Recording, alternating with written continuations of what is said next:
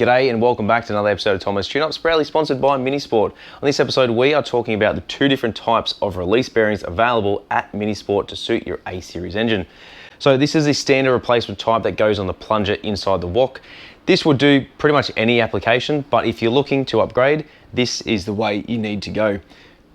If you look at the two, they are two different sizes. This one has a greater surface area, therefore the load is dissipated across the front of the diaphragm more evenly compared to this one.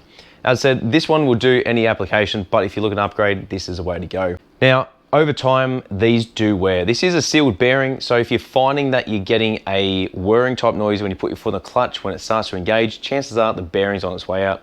Unfortunately, you do have to remove the wok to be able to replace this, but it is a fairly easy thing to do. And if you haven't already, check it out on my channel on how to do it. This is a worthwhile upgrade. There are a few differences between the two in terms of price, but if you've got the money and you can afford to go one better, I would highly recommend to go this one. This is going on an engine build in which I'm doing shortly, coming up on the channel, which you'll see that.